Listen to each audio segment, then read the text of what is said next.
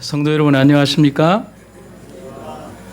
세상이 참 좁고 또 우연이 많다는 사실을 살면서 느끼는 것은 오늘 이렇게 고문함 장로님을 또 여기서 이렇게 뵈리라고는 또 강진경 장로님과 또 이런 가족이시라는 것은 또 이렇게 오늘에서야 또 알게 되었습니다. 또 좀 뵙고 싶었는데 저희가 작년에 그 미국 포틀랜드에 가서 신앙 부흥회를 하게 될 기회가 있었는데 그때 집회를 다 마치고 한 장로님 가정이 저희를 데리고 한 식당에 가서 식사 대접을 하는 시간이 있었습니다. 근데 거기에 가서 식사를 하는데 저쪽 문에서 한 분이 들어오시는데 한 세 분이 들어오시는데 아는 분이 들어오더라고요. 무슨 거기가 병원 밑에 있는 합천 분식도 아니고 9,000km가 떨어진 그곳에서 하필 그 시간에 아는 분이 더벅더벅 들어오셔서 여기 웬일이냐고 여쭤봤더니 딸 만나러 왔다고 그렇게 하시는 그런 인연을 보면서 제가 느끼는 것은 착하게 살아야겠다 그런 생각을 하게 되는 것입니다. 하여튼 예정치 않은 만남에 대해서 너무 감사드리고 또 우리의 아름다운 만남이 하늘까지 이어지시기를 간절히 바랍니다. 오늘 저는 다니엘 6장 전체에 있는 사건을 가지고 너의 하나님이 너를 구원하시리라는 제목으로 함께 은혜를 나누겠습니다. 원래 정하려고 했던 제목의 또 다른 제목은 요셉의 형통과는 달리 다니엘의 형통에 대해서 얘기를 하려고 했는데 이 제목이 더 좋아서 이 제목을 하게 되었습니다. 여러분, 형통이라는 말이 가장 잘 어울리는 사람이 있다면 누구나 딱 떠올리는 사람이 있는데 요셉을 떠올립니다. 하지만 다니엘 역시도 형통의 사람임을 우리는 잘 알고 있습니다. 그래서 다니엘 6장 마지막 절인 28절에는 이렇게 기록이 되어 있습니다. 이 다니엘이 다리오 왕의 시대와 바사 사람 고레스 왕의 시대에 뭐 하였더라? 형통하였더라. 우리말 번역에는 이렇게 기록이 되어 있습니다. 이렇게 해서 다니엘은 다리오 왕이 다스리던 때와 페르시아 사람 고레스가 다스리는 동안에 편안하게 살았습니다. 약관 10대의 나이에 포로로 끌려와서 타국에서 70년의 세월을 보내면서도 자신의 신앙적 양심의 원칙을 거스르지 않고 산 사람이 다니엘입니다. 어쩌면 바보 같은 삶을 살았는지 모르지만 그런 바보스러움이 신앙의 삶에는 필요한 것임을 몸소 보여준 사람이 또한 다니엘입니다. 포로의 신분에서 대제국의 재상으로, 왕조에서 다른 왕조로, 또 왕국에서 다른 왕국으로 바뀌는 경랑의 그 시기를 살면서도 굳건히 자신의 자리를 지킬 수 있었던 힘, 그 원인을 다니엘서는 다니엘 6장 4절에서 이렇게 기록을 하고 있습니다. 다른 총리들과 지방관들은, 장관들은 다니엘을 시기했다. 그래서 그들은 다니엘이 나란 일을 수행함에 있어서 행해 어떤 실수나 잘못은 없는지 그 실책과 허물을 찾아내어 왕께 고발하려고 애썼다. 그러나 그들은 다니엘에게서 어떤 실수나 잘못도 찾아낼 수가 없었다. 다니엘이 충성스러운 마음으로 자기 임무를 성실하게 수행하였으므로 어떤 실수나 잘못도 저지르지 않았기 때문이었다. 현대의 정치를 아는 모든 정치인들이 다니엘 6장 4절만 안다면 나라는 더욱더 아름다워질 것이라고 저는 생각을 합니다. 사디라고 하는 13세기의 페르시아의 시인이자 철학자는 우리들에게 의미 있는 한 말을 남기는데 이런 얘기를 하고 있습니다. 나는 직선 코스로 간 사람 중에 길을 잃어버린 사람은 본 적이 없다. 여러분, 이 말의 의미가 참 마음에 와닿습니다. 여러분, 700년 전 시인이 남긴 말이지만 세월 속에 반짝반짝 빛나는 말이 바로 이 말이라고 할 수가 있습니다. 이 말처럼 다니엘의 삶이 그렇게 살았습니다. 이익과 출세와 영달과 살기 위해서 구분길을 선택하지 않았기 때문에 그는 그렇게 명예롭게 살 수 있었습니다. 좀 더 편하게 살 수도 있었고 좀 더 많은 부를 수여할 수도 있었겠습니다. 그러나 영원한 하늘의 별과 같은 삶을 살 수 있었던 그 이유는 그는 그렇게 비겁한 삶을 선택하지 않고 오직 곧은 길로 하나님이 명하신 그런 말씀의 길로 살았기 때문에 그는 그렇게 살 수 있었다는 사실입니다. 수년 전에 미국의 한 전자회사에 크리스라는 한 엔지니어가, 실력 좋은 엔지니어가 살았습니다. 전자 분야에 대단한 실력을 가지고는 있었지만 그가 다니는 회사가 경영 실적이 너무 나빴습니다.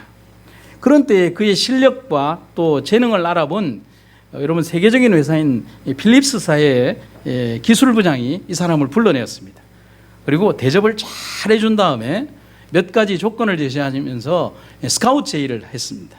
그러면서 스카웃이 안 된다면 지금 어차피 너희 회사는 망할 거니까 너희 회사에서 개발하고 있는 신제품 자료를 넘겨달라고 그렇게 했습니다. 여러분, 그 막강한 회사가 이 조그마한 회사에게 대해서 그런 제안을 할 때 얼마나 많은 돈을 가지고 그를 유혹했겠습니까? 그리고 어차피 그 회사는 누가 봐도 망할 수밖에 없는 그런 길을 걸어가고 있었습니다. 그때 이 크리스라는 사람은 이런 얘기를 했습니다. 그런 이야기는 다시 하지 마십시오. 우리 회사가 지금 많이 힘든 것은 사실이지만 저는 양심을 파는 일은 하지 않겠습니다 했습니다. 이렇게 멋지게 탁 던지고 왔습니다. 그리고 2주 뒤에 회사는 망했습니다. 그리고 그는 실업자가 됐습니다. 아무것도 할 게 없어요.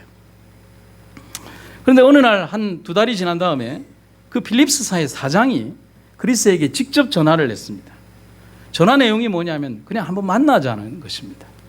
왜냐하면 근데 크리스 입장에서는 만나야 될 이유가 아무것도 없습니다. 왜냐하면 이제는 그 전자회사의 어떤 신제품 개발 부서에 있지도 않고 어떤 위치에도 있지 않은 그에게, 그것도 세계적인 기업체의 사장인 필립스사의 사장이 자기를 만나자고 하는 것 자체가 이해가 되지 않았습니다. 그래서 오라는 시간에 필립스사로 찾아갔더니만은 입구에서부터 필립스사의 직원들이 쫙 줄을 서서니만은 축포를 떠뜨리고 꽃다발을 주고 그다음에 허그를 하고 박수를 치면서 그를 맞이하는 것입니다. 이거 갈수록 이해가 안 가는 거예요. 그래서 이제 사장실로 갔더니만은 갑자기 사장이 뭘 하나를 떡 주는 것입니다. 뭘 줬을까요? 임명장을 주는 것입니다. 자기 동의도 안 받고. 그것은 뭐냐면 필립스사의 기술부장, 그러니까 자기를 스카우트하려고 했던 그 직위를 가졌던 그 사람의 기술부장 자리를 그에게 임명을 하는 것입니다. 도대체 이게 뭐 어떻게 돌아가는지를 모르고 있는 상황에서 필립스사의 사장이 필립스사의 사장에게 크리스가 이런 얘기를 하는 것입니다. 아니, 왜, 무엇 때문에, 어떻게 나에게 이런 자리를 제안하고 무슨 일입니까? 라고 얘기를 하니까 그 사장님이 크리스에게 이런 얘기를 하더라는 것입니다. 전임 부장이 정년퇴직을 하면서 당신을 추천했습니다. 당신의 실력이 이미 유명한 데다가 그리고 당신이 보여준 그 당신의 정직함이 나를 감동시켰습니다. 그리고 크리스는 전문성과 관리 능력을 인정받아서 단순한 기술부장직에서 나중에 CEO로 당당히 올라서는 그런 위치가 됩니다. 여러분, 다른 사람들에게 정직한 사람이라는 인상을 주려고 하면 먼저 내 자신의 마음속에 정직이 생활화되지 않으면 정직은 결코 표현할 수 없다는 사실이죠. 그리고 정직한 사람이라는 인식은 뭐가 필요하냐면 아주 오랜 시간의 생활 속에서 보여주는 삶이 필요하다는 사실입니다. 여러분, 제가 이 그림의 배경으로 왜 이걸 썼는지 아십니까? 다른 사람들 앞에서는 멋진 모습으로 보여지지만 실제는 무엇을 가지고 있느냐? 피노키오의 키를 가지고 있는 거짓말쟁이의 삶을 사는 사람들을 풍자한 그림이 이 그림인 것입니다. 정직한 사람이라는 인식은 아주 오랜 시간을 필요로 하지만 그러나 열매가 있는 삶임을 기억하시기를 간절히 바랍니다. 다니엘이 우리에게 보여준 70년의 유랑생활, 하지만 적대국의 심장부에서도 그의 성실과 정직과 믿음은 빛을 잃지 않았습니다. 오늘의 그리스도인들이 가장 깊이 생각해야 하는 모습이 이 다니엘에게 있음을 여러분과 저는 잊지 마시기를 간절히 바랍니다. 그래서 임마누엘 칸트라고 하는 18세기의 독일 철학자는 의미 있는 얘기를 우리들에게 이렇게 남겨주고 있습니다. 오직 거룩하고 깨끗하게 생활하는 사람만이 신을 뭐하게 할 수 있다? 기쁘게 할 수 있다. 이 문장을 다시 읽어드릴게요. 오직 거룩하고 깨끗하게 생활하는 사람만이 신을 기쁘게 할 수 있다. 남들 눈에 띄게 겉으로만 신을 충실하게 섬기는 사람은 옳지 못하고 자신을 치욕스럽게 만드는 것이며 나아가 큰 거짓을 행하는 것이고 신에게 그릇 봉사하는 것이다. 했습니다. 사랑하는 여러분, 오늘 우리들이 살아가면서 다니엘의 생애와 행적 속에서 그냥 그가 보여준 몇 개의 이적을 보며 와 대단하다는 것이 아니라 그가 70년의 세월을 살아가면서도 그의 대적들에게 절대로 보여줄 수 없었던 그의 거짓되지 않은 그의 삶, 아무리 먼지를 털려고 해도 그 먼지가 나올 수 없는 그런 삶을 살았던 다니엘의 삶 속에서 그가 하나님과 동행했던 그의 삶을 바라보며 우리들의 삶이 얼마나 부끄러운 삶을 살아가며 조그마한 욕심에 내 양심과 나의 잣대를 흐려버리는 우리들의 거짓된 삶을 회개하고 오늘 우리가 하나님 앞에 나아가는 여러분과 제가 되기를 간절히 바랍니다. 저는 오늘 두 개의 주제로 나누어 말씀을 드리기 싶습니다. 먼저 다니엘을 죽이기 위한 장면이 다니엘 6장에 등장을 합니다. 여러분, 바벨론 제국에서 페르시아 제국으로 역사가 바뀌는 그 혼돈의 전국에서도 자리를 지킨 사람이 다니엘입니다. 그가 가진 명철과 지혜로움이 다리오 왕을 감동시키고 그를 제국의 최고 실권자로 남게 만들었습니다. 여러분, 한번 세상의 역사나 정치를 한번 보시죠. 어느 정치, 어느 제국, 어느 나라에서도 이런 인사는 존재할 수가 없습니다. 일단은 그 왕조에서 혹은 그 전 정권에서 수혜를 누린 사람은 그 다음 정권에서 무조건 적폐의 대상이 되죠.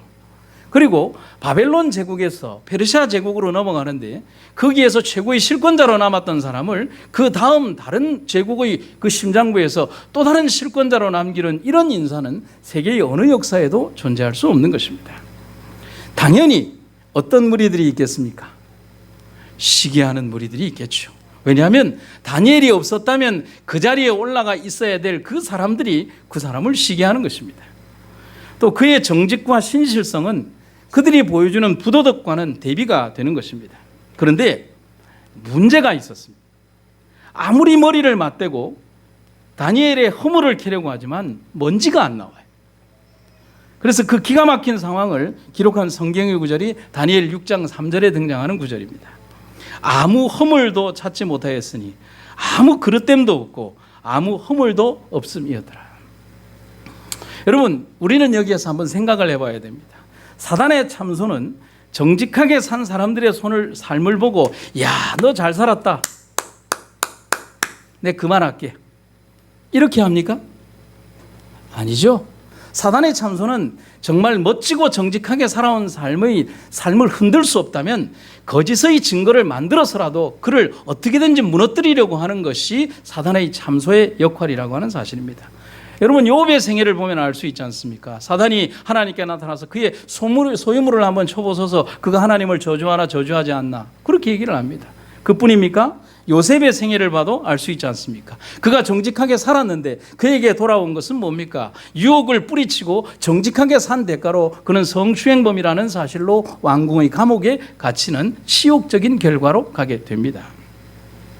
다니엘도 마찬가지였습니다. 다니엘에 대한 사단의 공격이 조금 다른 것들과 다른 부분들과 남다른 것은 다니엘을 죽이기 위한 방법이 다니엘의 정직한 신앙을 이용했다는 점이 조금 다릅니다. 그만큼 다니엘의 신앙은 대적들의 생각이나 대적들의 관점에서도 신앙이 어떤 이유에서라도 그는 신앙을 저버리지 않을 것이라는 확신이 누구에게 있었다는 겁니까? 대적들에게 있었다는 사실입니다. 여러분, 대적들을 믿게 할 만큼 다니엘의 믿음이 뭐하다는 겁니까? 충직하다는 사실을 우리가 볼 수 있습니다.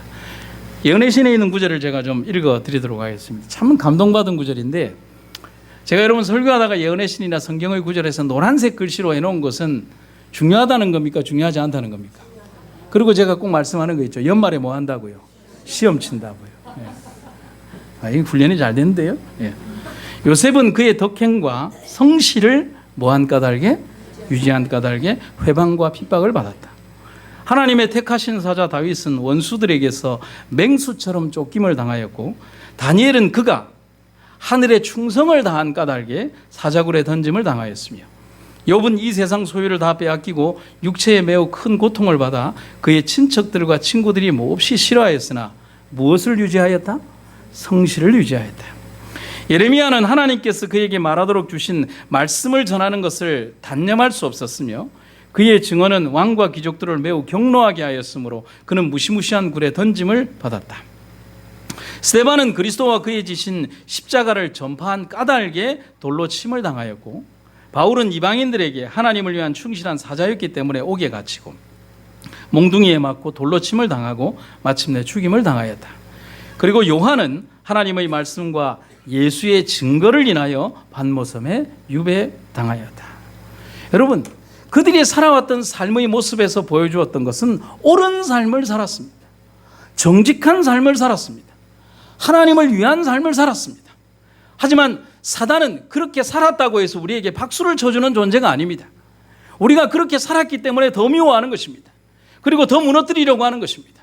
그에게 더 큰 시험을 주는 것입니다. 하지만 그것에 절대로 지치 않는 원대한 승리의 비결이 바로 하나님과 함께함에 있다는 사실을 다니엘은 보여주고 있다는 사실입니다. 누구를 죽이려고 하는 의도인지를 알 길이 없는 왕은, 이 바보 같은 왕은 조서에 변경할 수 없는 페르시아의 의인을 찍습니다. 결국 그 일로 인해서 다니엘이 사형에 처해서 죽게 됩니다. 그때 보여준 다니엘의 행동이 다니엘 6장 10절에 등장을 합니다. 다니엘이 이 조서에 왕의 도장이 찍힌 것을 뭐하고요? 알고도 자기 집에 돌아와서는 윗방에 올라가 예루살렘으로 향한 창문을 뭐하고? 열고 전에 하던 대로 하루 3번씩 무릎을 꿇고 기도하며 그의 하나님께 감사하였더라.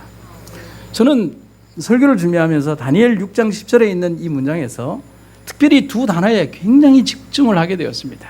여러분, 알고도라는 단어와 열고라고는 내가 좀 크게 한다는 게 크게는 안 했네요.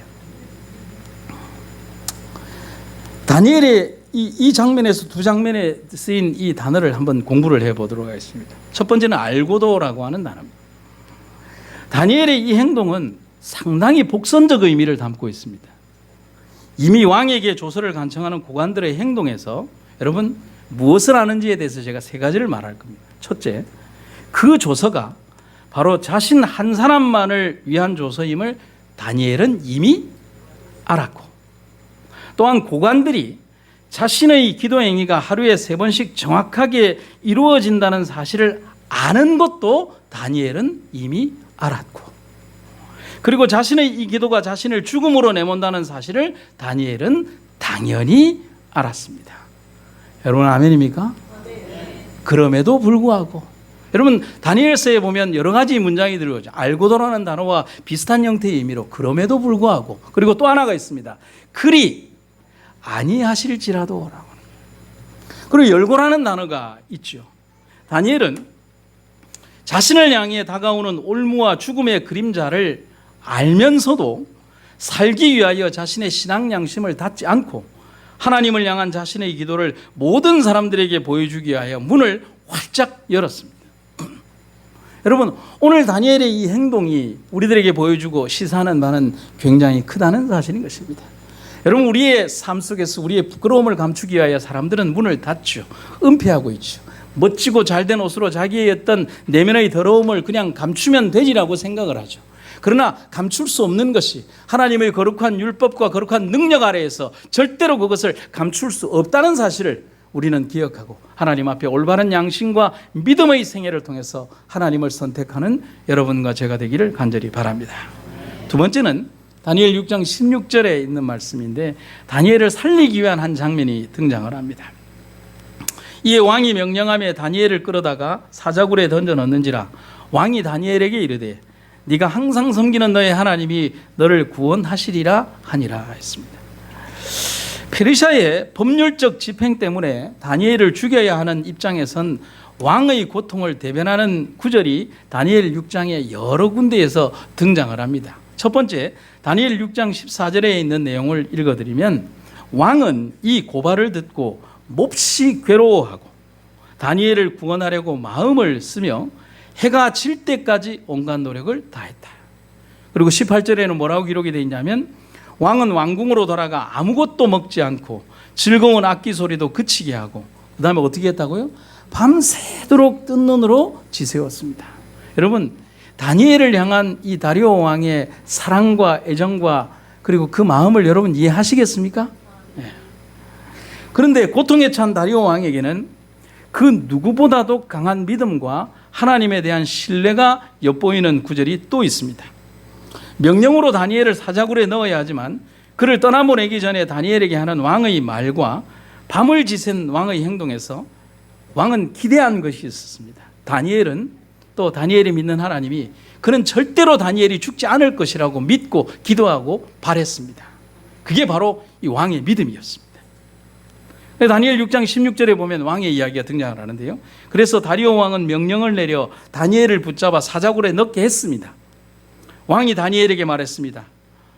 네가 늘 섬기던 너의 하나님이 너를 구해 주실 것이다. 여러분 아멘입니까? 여러분, 이게 다니엘이 왕에게 한 말이 아니라 이방의 왕이 다니엘에게 하는 말입니다. 너의 믿는 하나님이, 네가 늘 섬기던 그 하나님이 너를 구해 주실 것이다. 여러분, 그것이 다니엘의 믿음만이 아니라 다니엘을 바라보는 이 왕의 믿음이라는 사실이 우리를 감동스럽게 한다는 사실입니다. 그리고 다니엘 6장 19절과 20절에는 밤새도록 뜬 눈으로 밤을 지샌 이 왕이, 여러분 한번 상상을 해보죠. 왕이 어떻게 뜬 눈으로 밤을 지샜겠습니까? 여러분, 저는 기도했다라고 생각합니다. 왜냐하면 다니엘이 믿는 하나님에게, 하나님이여 사랑하는 주의 종을 지켜주시옵소서, 저 사자굴 속에서 사랑하는 아들이 혼자 내던져진 그 상황 가운데서 그를 지켜 보호해 주시옵소서, 사시는 하나님이여 당신의 능력을 믿사옵나이다. 이게 왕의 기도였을 것입니다. 다니엘 6장 19절과 20절에 날이 새자마자 왕은 서둘러 사자굴로 달려갔습니다. 왕은 사자굴에 가까이 가서 슬피 울부짖으며 다니엘을 부르며 물었습니다. 살아계신 하나님의 종 다니엘아, 네가 항상 섬기는 네 하나님께서 너를 사자굴로부터 구해 주셨느냐? 왜 아멘이 이거밖에 안 나옵니까? 여러분, 놀라운 광경이 아닙니까? 여러분, 이 왕의 기대와 믿음이 분명코 하나님이 너를 지키실 것이라는 믿음이 그에게 있습니다. 여러분, 이게 확률 0%의 상황입니다. 절대로 불가능한 상황이 바로 여기에 전개되고 있습니다. 그런데 왕은 분명코 하나님께서 우리의 인간의 상상할 수 없는 영역 속에서 다니엘을 지켜주실 것이라는 그 기대감을 가지고 이 사자굴로 뛰어가는 장면을 보게 됩니다. 왜냐하면 여러분, 이런 기대감이 없다면 왕은 사자굴로 갈 필요도 없을 것이고 다니엘을 불러야 될 필요도 없을 것입니다. 그리고 다니엘의 음성을 기대할 필요도 없을 것이며, 그리고 분명코 사시는 하나님의 능력이 함께 하기에 다니엘이 내 음성에 대하여 응답할 것이라는 기대와 믿음을 가지고 있었다는 사실입니다. 여러분, 살아남을 가능성 제로의 환경에서 다니엘을 죽이려는 대적들이 어떤 행동을 하는지를 한번 생각을 해봅시다. 다니엘과 그 친구들의 이야기를 대적들은 이미 들어서 알고 있을 것입니다. 바벨론 시대 때 풀무불 속에서 살아나왔다는 그 기가 막힌 얘기를 그들이 모를까요? 알고 있죠. 못 죽여. 죽이기 힘들어 라고 하는 것입니다. 그래서 그들은 가능성을 배제하는 선택을 하게 하는 것입니다. 그래서 그들은 절대로 다니엘을 살릴 수 없는 환경을 만들어야 했습니다. 그 환경이 성경에 등장하는데 사형 집행을 위한 긴 시간이 필요했습니다. 풀무불 속을 걸어 다닌 게 좀 짧은 시간이라면 이제 그들이 걸어 나올 수 있는 시간 자체를 없애버리기 위해서 밤새도록 일하는 시간이 필요했다는 사실인 것이죠. 그래서 밤새도록 가두고 돌로 뭐하고요? 맞고요. 성경에 보면 왕의 도장도 찍고 귀족의 도장도 찍었습니다. 그 이유는 행여나 있을지 모를 왕의 비밀스러운 개인마저도 막기 위하여 그들은 그런 짓을 선택했다는 사실입니다. 여러분, 그런데 이런 절대 불가능의 상황, 인간이 절대로 개입할 수 없는 상황, 여러분, 우리 하나님은 이런 상황 참 좋아하십니다. 왜냐하면 사람이 할 수 없는 상황이잖아요. 누구만이 할 수 있는 상황입니까? 하나님만이 하실 수밖에 없는 상황. 인간도 할 수 있는 일을 하나님이 해주신다면 사람들은 하나님의 존재를 간과할 것입니다. 하지만 지금의 상황은 사단과 그의 대리자들에 의해서 확률 0%의 상황 속으로 다니엘을 밀어 넣었던 것입니다. 일부러 며칠씩 굶주린 사자들에게 피냄새를 맡게 하고 오직 야수의 생존 근성만이 남겨진 사자굴수입니다. 이런 정황을 정확하게 보여주는 구절이 다니엘서 6장에 기록이 되어 있습니다. 여러분, 이 상황이 절대로 다니엘이 들어갈 때 그들이 배불리 먹은 상황이 아니라는 사실을 다니엘 6장 24절에 있는 상황을 제가 읽어드리죠. 이러므로 다리오 왕이 다시 명령을 내려 악한 말로 다니엘을 고소한 자들을 모두 잡아들이라 하였고 그들뿐 아니라 그들의 아내와 자식들까지도 모조리 잡아들여 사자들이 우글거리는 굴 속에 다 함께 던져 넣도록 하였다. 밑에 뭐라고 기록이 되어 있냐면 그들이 붙잡혀 사자굴에 던져지자 그들의 몸이 사자굴 밑바닥에 채 뭐하기도 전에 닿기도 전에 사자들이 그들에게 우르르 달려들어 그들을 움켜쥐고 뼈까지 부수어 삼켜버렸다. 여러분, 이런 상황에 다니엘은 살아남은 것입니다. 하지만 이런 곳에서도 하나님이 함께 하신다면 모든 조건적 환경은 달라지는 것입니다. 누가 몰랐을 뿐이라는 것입니까? 다니엘을 죽이려고 하는 그들이 몰랐을 뿐이라는 사실입니다. 인간적으로 모든 극악의 환경을 만들어 놓으면 아무리 하나님이 선택한 종이라도 죽일 수 있을 것이라고 생각한 그들의 오판이 그들을 멸망으로 가는 길로 만들었다는 사실입니다. 그래서 다니엘이 사자굴에서 살아남을 수 있었던 이유를 다니엘의 간증을 통해서 우리가 볼 수 있는데, 다니엘 6장 22절에 이렇게 기록이 되어 있습니다. 나의 하나님이 이미, 여기 또 등장하는 단어가 있죠. 뭐요? 이미 그의 천사를 보내어 사자들의 입을 봉하셨다 그랬어요. 여러분, 이 임이라고 하는 단어를 잘 보시기 바랍니다. 다니엘이 그 사자굴 속에 던져지기 전에 천사가 사자굴 속에 먼저 들어갑니다. 그리고 사자들을 모아놓고 이렇게 얘기합니다. 조금 이따 손님 하나 올 거다. 너희들 밥 아니다. 너희들 친구고 하나님이 귀히 여기시는 분이다. 너희들 알지? 사자들이 뭐라고 그랬을까요? 아, 무렴입니까? 저희가 감히. 그리고 사자들에게 있는 야수의 근성 속에 있는 모든 것들을 감추어 버리고 그 밤새도록 다니엘과 사자가 함께 지낼 수 있는 그런 환경을 만든 하나님의 놀라움.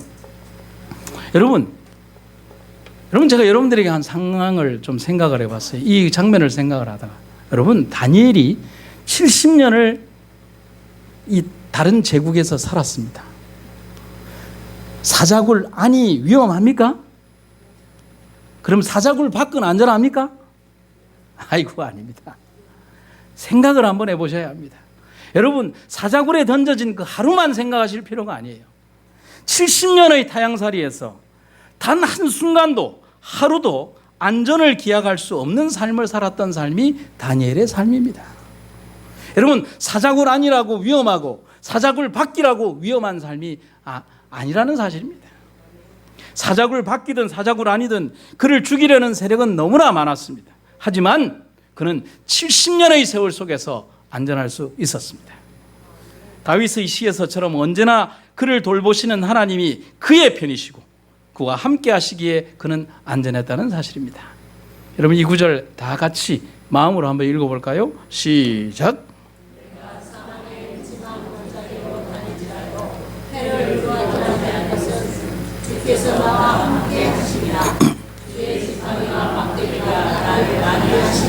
아멘. 여러분, 다니엘의 이런 극한적인 상황을 보시면서 이 다윗의 이 시편의 글을 읽으면 얼마나 마음에 와닿는지 모르는 것입니다.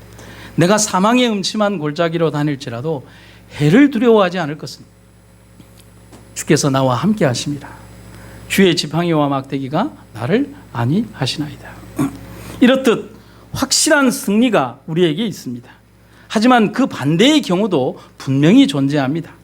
그 이유를 성경은 우리에게 하나님을 떠나고 불신하고 따르지 않을 때 그렇게 된다라고 얘기를 합니다. 그래서 성경 73편 27절에 있는 말을 공동 번역에 있는 글귀를 보면 이렇게 되어 있습니다. 당신을 떠난 자 뭐하리니? 망하리니. 당신을 버리고 다른 신을 섬기는 자 멸하시리이다. 사랑하는 여러분, 오늘 우리들에게 성공의 비결과 또 우리가 성공하지 못하는 이유에 대한 분명한 선이 우리는 성경을 통해서 알 수 있습니다. 우리가 하나님의 편에 올바로 서 있을 수 있는 그런 사람으로 우리가 서게 되기를 간절히 바랍니다. 한 목사님의 얘기인데요. 목사님이 이제 교인들에게 하나님의 말씀대로 살아야 됩니다. 또 정직하게 살아야 됩니다. 안식일을 잘 지키며 살아야 됩니다. 라고 강론을 했습니다. 그런데 이 말씀에 대해서 목사님 말을 잘 듣기 싫어하는 한 성도가 있었는데, 목사님 눈을 살살살살 피해가면서 안식일 날 곡식을 거둬들이는 농부가 있었습니다. 그런데 자기가 안식일 날 농사를 지어서 이렇게 곡식을 거둬들이면 벌 받을 줄 알았던 거예요. 그런데 농사가 너무 잘 되는 거예요. 그래서 다른 사람들보다 곡식 창고에 곡식이 가득 쌓이게 된 것입니다. 그래서 농부가 자신 있게 이거 봐라. 그래서 이제 연로한 목사님에게 찾아가서 목사님, 당신이 틀렸다라고 얘기를 했습니다. 내가 안식일에 추수를 다 하고 이렇게 곡식 창고에 했는데 다른 사람보다 소출이 더 많아요. 그래서 추수를 망치지도 않았고요. 목사님이 얘기하신 그 어떤 말이 틀렸다라고 생각합니다. 어떻게 생각하십니까? 그러니까 연세가 많으신 목사님이 그분에게 딱 한마디를 했습니다. 뭐라고 했는지 아십니까? 성도여, 하나님께서는 가을에만 결산하시는 거 아닙니다. 여러분, 이 말이 우리에게 깊은 의미를 주신다는 사실을 기억하시기 바랍니다. 시편의 구절을 봅니다. 시편 73편 28절. 하나님께 가까이함이 내게 복이라. 내가 주 여호와를 나의 피난처로 삼아 주의 모든 행적을 뭐하리이다? 전파하리이다. 사랑하는 여러분들에게 저는 이런 말씀을 드리고 싶습니다. 모든 믿음의 백성들이 성공한 승자의 방정식이 있습니다. 그것은 여호와를 의지하는 순종의 삶이었습니다. 하나님은 그런 사람들에게 주신 훈장이 있습니다. 형통이었습니다. 그 형통이 요셉뿐만 아니라 오늘의 다니엘에게도 있습니다.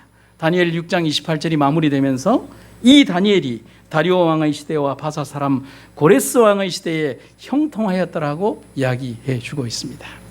오늘을 이끄는 아름다운 삶의 방정식, 오늘 그 성자의 방정식이 단순히 다니엘의 것만이 아니며 오늘 우리들을 이끄는 모든 믿음의 백성들에게 똑같이 적용되는 바로 믿음에서 주어지는 승자의 방정식을 여러분과 제가 잊지 마시기를 간절히 바랍니다. 제가 한 분을 좀 소개해드리고 말씀을 마칠까 합니다.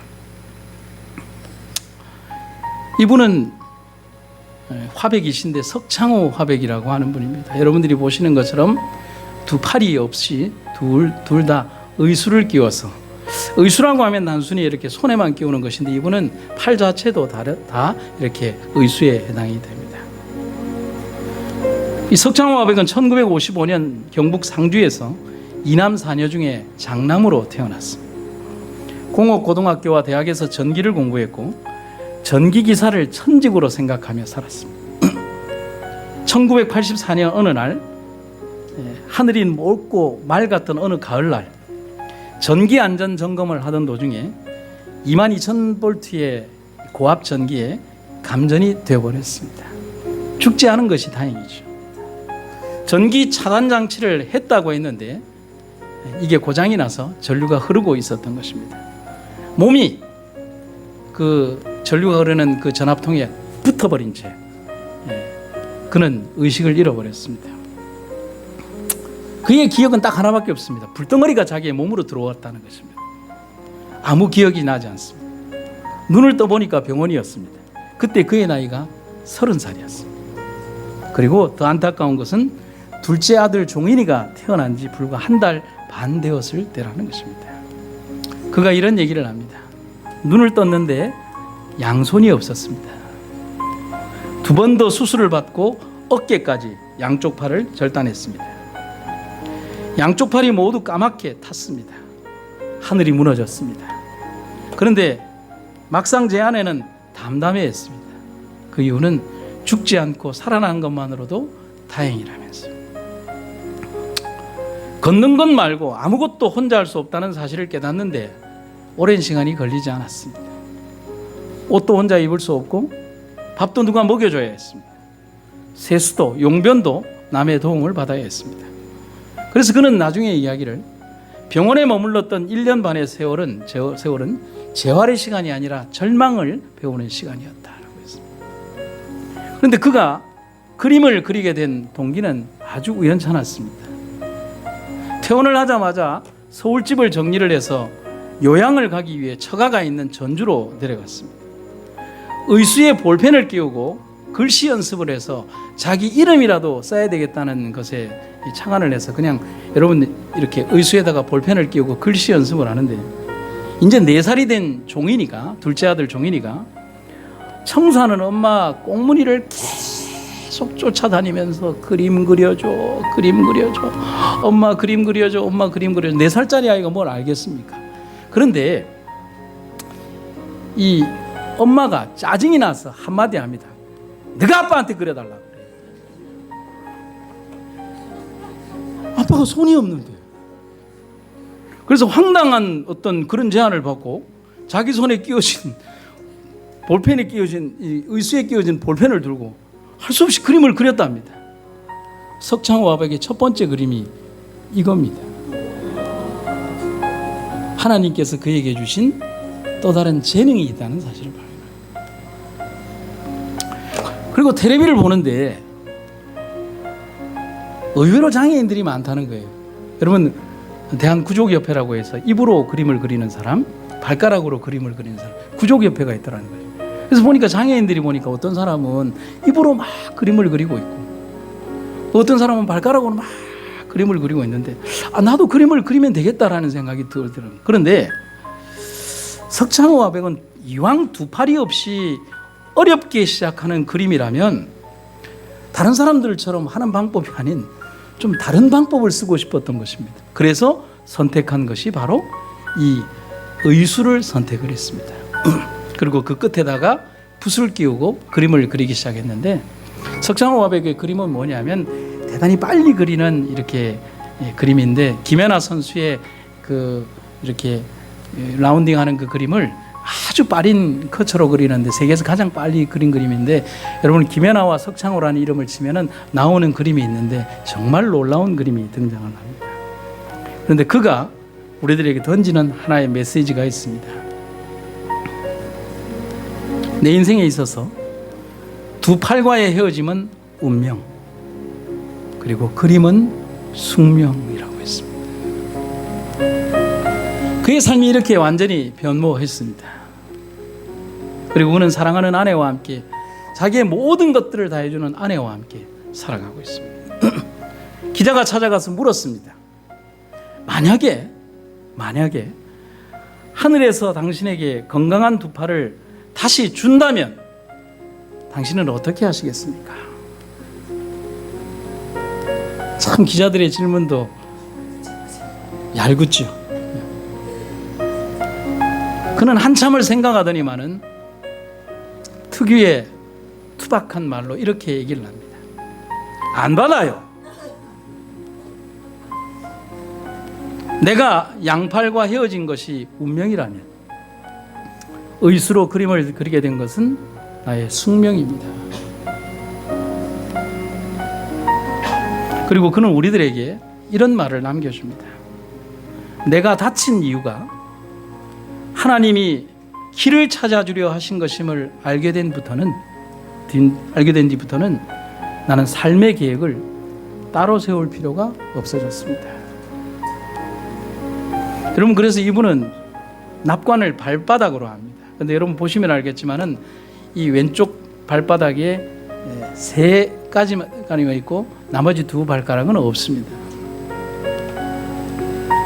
여러분, 그가 가진 원대한 힘의 비결은 믿음입니다. 그 믿음이 그를 그렇게 만들었습니다. 그리고 그는 최근에 정말 놀라운 것을 하나 했습니다. 바로 이겁니다. 여러분, 뭐 같습니까? 뭐 같아요? 성경 필사입니다. 여러분, 저 종이에 두루마리의 종이 폭이 46cm고요.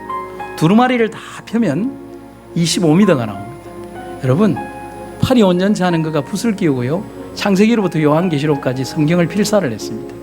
여러분, 46cm, 25m 길이의 두루마리가 115개입니다. 그가 이 성경을 하나님께 봉헌했습니다. 여러분, 저는 여러분들에게 그런 말씀을 드리고 싶습니다. 믿음은 변화와 다름을 가져옵니다. 우리가 믿음을 가지는 이유가 여기에 있습니다. 여러분, 요셉이 요셉으로 남을 수 있는, 다니엘이 다니엘로 남을 수 있었던 이유가 믿음 때문입니다. 믿음은 우리가 상상할 수 없는 변화를 가져옵니다. 그런데 흔히 기적이라는 다른 이름으로 이 변화가 불려지기도 합니다. 또한 믿음은 우리의 기대를 넘어서는 다름을 가져옵니다. 그 다름은 변화라는 이름으로 불리우기도 합니다. 여러분, 이 믿음이 우리를 어떻게 변화시키고 우리를 어떤 기적의 사람으로 만들지 우리는 절대로 상상할 수 없지만, 하나님은 우리를 통하여, 그 믿음을 통하여 변화와 다름을 주신다는 사실인 것입니다. 여러분, 우리 삶에도 빈번히 우리의 신앙을 시험하고 선택해야 될 때가 있습니다. 우리는 어떤 선택을 합니까? 올바른 선택을 합니까? 올바르게 하나님을 믿습니까? 하나님이 나를 대하며 사자들의 입을 막으시며 나를 구하셔야 할 만큼 내가 정직하게 하나님을 신뢰합니까? 하나님은 구부러지지 않은 자를 주셨는데 우리는 마음대로 구부리며 내게 맞는 모습으로 하나님의 말씀과 기별을 재단하고 있지는 않습니까? 여러분, 다니엘이 됩시다. 그리고 다니엘처럼 삽시다. 그래서 다니엘을 구하기 위해 밤을 함께 지새웠던 주님께서 사단이 사자처럼 울부짖는 세상에서 그들의 입을 틀어막고 우리를 지켜주시도록 온전히 그분만 믿는 그런 다니엘과 같은 사람들이 되기를 간절히 바랍니다. 말씀하시겠습니다.